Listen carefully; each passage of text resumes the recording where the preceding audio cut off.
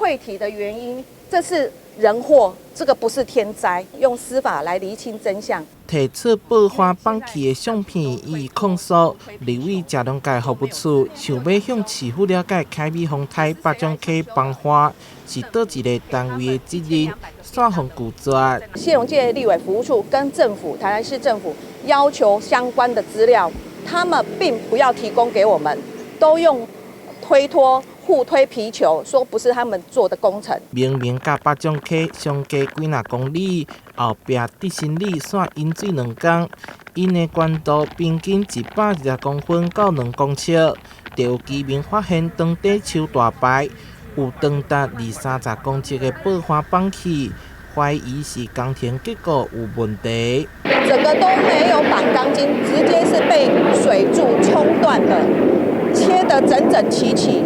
所以这个就是让人家很大。当初为什么政府在做大牌的时候，你会是这种施作方式？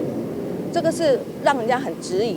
所以是设计不良呢，还是相关单位应该要出来说明白？另外，针对这摆丰泰农地一甲地只补助4000块，服务处已经发文农业部，希望比照旱灾补助。另外，厝内财损的部分。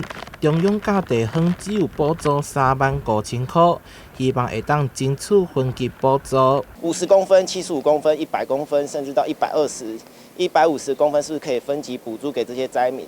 那最后溃体的部分，我想检调单位去调查出是不是有相关单位设计缺失。农作物甲财务损失严重，立委食农界服务处提告相关单位涉嫌贪污、刑法荒废职务定罪。